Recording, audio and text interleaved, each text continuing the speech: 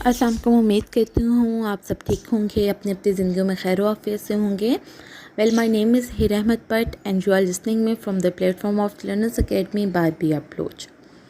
मैं आप लोगों को पढ़ाऊँगी history and system of psychology, course code 502। आज हम पढ़ेंगे lesson 27, scientific look at mental disorder. अगर हम पास्ट हिस्ट्री देखें तो इसमें डिफरेंट साइकोलॉजिस्ट ने डिफरेंट पॉइंट ऑफ व्यू से मेंटल इलनेस को, डिजीज़ को डिस्क्राइब किया है, उनके बारे में बात की है। अगर हम फर्स्ट से बात करना स्टार्ट करें तो मेंटल डिसऑर्डर को जिस तरह से देखा गया या जिस तरह से परसीव किया गया, उसको सोल एंड माइंड का कहकर बताया गया कि हमारे सोल में कुछ प्रॉब्लम्स आ जाती हैं, हमारे माइंड्स में प्रॉब्लम्स आ जाती हैं, तो हम डिफरेंट मेंटल इलनेस की तरफ चले जाते हैं। जिस तरह से इंसान के development phases different point of view से गुजरते हैं, इसी तरह से मेंटल डिसऑर्डर्स को भी डिफरेंट एवेल्यूएशंस के अंडर से वो गुजरा है और उसके बाद एट द एंड पॉइंट पे एक पॉइंट पे उसको इकट्ठा कर लिया गया। स्टार्ट में ये कंसीडर किया जाता था कि किसी भी इंसान के अंदर एक सोल है, एक और इंसान पाया जाता है, एक इंसान के अंदर एक और इंसान पाया जाता है, जिसकी वजह से उसको डिफरेंट मेंटल सिम्टम्स आते हैं या कुछ भी डिजीज़ होती है, और वो उसका ज़िम्मेदार वो सोल होती है जो उस इंसान के अंदर पाई जाती है। इंसान खुद उसका ज़िम्मेदार नहीं होता। इसका मानना इस तरह से था कि जो भी हमें मेंटल डिजीज़ होती हैं वो कॉज होती हैं abnormal activities of the soul की। अगर सोल डिस्टर्ब होगी तो वो कोई ना कोई मेंटल सिम्टम्स को अपीयर कर रही होगी। अगर सोल ठीक होगी तो वो कुछ भी प्रॉब्लम नहीं होगी, इंसान बिल्कुल ठीक होगा। उसके बाद इस चीज़ को कहा गया कि जो ड्रीम्स होते हैं वो भी सोल की एक्टिविटीज़ का ही हिस्सा होते हैं। जो इंसान को ड्रीम्स आते हैं, इसके ऊपर इंसान का अपना कोई भी इख्तियार नहीं होता, ये भी सोल की एक्टिविटीज़ होती हैं।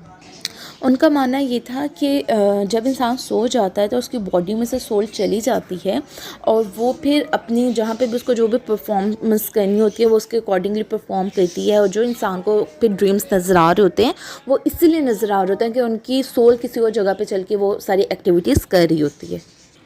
फ़र्दर उनका मानना ये था कि जो मैड पर्सन्स होते हैं, जिनको टाइटल दे दिया जाता है मैड पर्सन्स का, उनको कोई इंटरेस्ट नहीं होता अपनी ज़ात के अंदर या अपने इर्द गिर्द उनके क्या हो रहा है। वो अपनी एक अलग दुनिया बना कर जी रहे होते हैं, अलग दुनिया में चीज़ें देख रहे होते हैं, उनको परसीव कर रहे होते हैं और उन्हीं के ज़रिए ख़ुद को अपनी उन्हीं चीज़ों के ज़रिए जिनको वो परसीव कर रहे होते हैं, उसकी उन्हीं चीज़ों के ज़रिए वो दुनिया में मूव कर रहे होते हैं। फर्दर अगर हम ग्रीक और रोमन्स की बात करें तो उनका मानना ये था कि जो भी जितने भी मेंटल इलनेस के लोग होते हैं उनमें कोई ना कोई जो उनकी मेंटल इलनेस होती है वो स्पिरिट्स की वजह से होती है, मतलब सुपरनेचुरल चीज़ों की वजह से होती है। फर्दर जब उन्होंने सिविलाइज की तरफ किए, सिविलाइजेशंस की तरफ की ग्रीक एंड रोमन्स, तो उन्होंने अपने इसको मेंटल डिसऑर्डर को डेवलप नई उन्होंने टेक्निक्स डेवलप की और इसको रिफॉर्म किया। उन्हें भी इस चीज़ को उन्होंने बाद में रिफ़ॉर्म इस तरह से किया कि उन्होंने मेंटल सिम्टम्स को due to medical problems consider करना स्टार्ट किया कि ये मेडिकल प्रॉब्लम्स की वजह से हैं, स्पिरिचुअलिटी की वजह से नहीं है।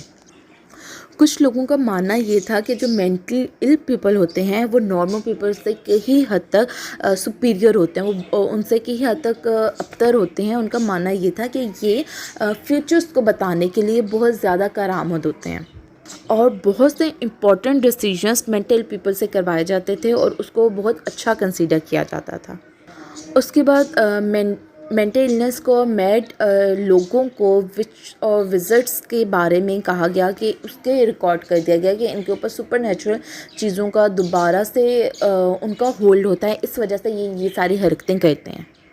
उनको ठीक करने की बजाय या उनका इलाज करने की बजाय उनको टॉर्चर किया जाता था या उनको ज़िंदा ही दफन कर दिया जाता था। और ये सारा काम होता था 14 से 15 सेंचुरी के दरमियान में, जब इंसान काफ़ी हद तक सिविलाइज्ड हो चुका था। अगर हम इसमें इजिप्ट सिविलाइजेशन की बात करें तो उसमें क्या किया जाता है, ये था एक तरीका यूज़ किया जाता था जिसको ट्रिपेनिंग का नाम दिया जाता था।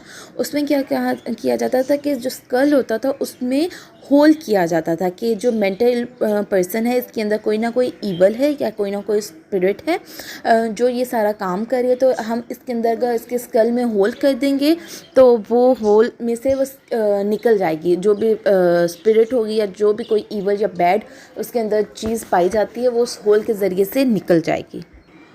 13 to 14 سینچری کے اندر لوگوں کو جو مینٹل النس کے اکارڈنگ لوگ ہوتے تھے، ان کی جو بھی ایک کیٹیگری انہوں نے بنائی ہوتی تھی، جو بھی انہوں نے اس کے رولز بنائے ہوئے تھے، اس کے اکارڈنگ جو مینٹل لوگ ہوتے تھے ان کو ٹارچر کیا جاتا تھا اور ان کو مار دیا جاتا تھا. یہ والا کام ان کے اس ٹائم پہ بہت زیادہ تھا ان میں. جب فرینچ ریولیوشن کا ٹائم پیریڈ آیا تھا تب بہت سے لوگ اپنے گاؤں کو چھوڑ کے شہر کی طرف موو آن کرنا سٹارٹ ہو گئے تھے. وہاں سے ان کی لائف چینج ہونا سٹارٹ ہوئی تھی، کیونکہ جب فرینچ ریولیوشن آیا تھا تو انڈسٹریل ریولیوشن کا ٹائم سٹارٹ ہو گیا تھا. تو بہت سے لوگ جابس کی تلاش میں انہوں نے مائگریشن سٹارٹ کی تھی، اپنا set up previous set up چھوڑ کے نیا سیٹ اپ سٹارٹ کیا تھا.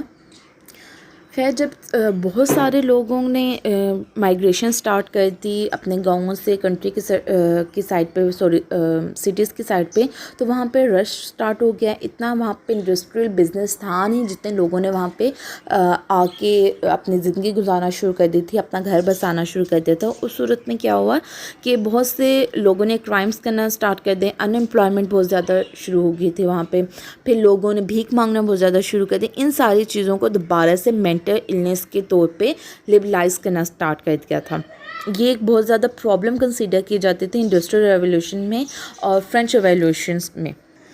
خیر لیکن سب کے باوجود جو انسان تھے وہ کافی حد تک چینج ہو چکے تھے. ان کے ریشنل تھنکنگ اور پرابلم سالونگ ان کی کافی حد تک چینج ہو چکی تھی. ان کو جو کرائمس کے ساتھ ڈیل کرنا یا مینٹل کے لوگوں کے ساتھ ڈیل کرنا، ان کا کافی حد تک ان کے طریقہ کار اس چیز میں بدل چکے تھے.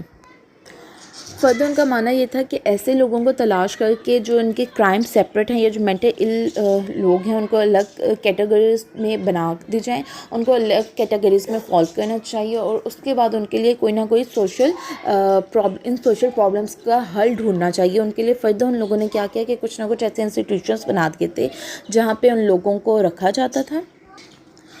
وہاں جب ان کو وہاں پہ رکھا جاتا تھا اس کا مطلب ہرگز یہ نہیں تھا کہ اس کو سوسائٹی سے الگ کر دیا گیا تھا یا کر دیا جاتا تھا.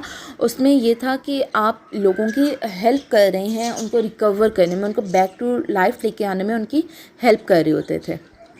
اگر اس کو سمپل ورڈس میں اس چیز کو دیکھا جائے تو یہ پلیسز اس وجہ سے قائم کی گئی تھیں تاکہ جو بھی ایسے لوگ ہیں ان کو کیور کیا جا سکے، ان کو ایک ڈسپلن لائف دی جا سکے، ان کو بیک ٹو ورک موو کیا جا سکے.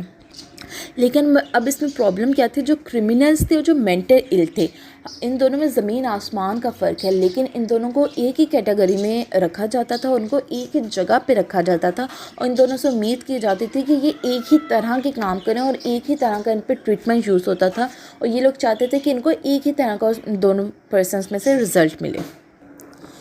اس سب کے بعد ایک نئی بگننگ سٹارٹ ہوئی تھی.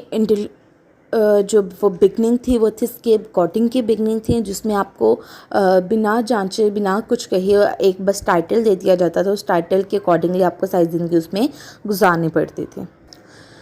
In the middle and end of the 18th century جو لوگ تھے، جو انسان تھے، وہ بہت حد تک سائنٹیفک ہو چکے تھے اور ریشنل ہو چکے تھے. وہ مینٹل النس کو یہاں پہ اس کی بگننگ سٹارٹ ہو گئی تھی ایز اے نروس ڈیزیزز. یہ ایک بگننگ پوائنٹ ان کا سٹارٹ ہو گیا تھا کہ جو سائنٹیفک آؤٹ لک کسی بھی چیز کو دیا جاتا تھا مینٹل النس کو، وہ ٹورڈز مینٹل ڈیزیز کے طور پہ دینا سٹارٹ کر دیا گیا تھا. ان کو as a nervous problem consider کیا جانا شروع کر دیا گیا تھا. امید کرتی ہوں آپ کو یہ چیپٹر سمجھ میں آیا ہوگا. اگر کچھ سمجھ میں نہ آیا ہو تو آپ کمنٹ سیکشن میں پوچھ سکتے ہیں. نیکسٹ چیپٹر تک کے لیے اللہ حافظ.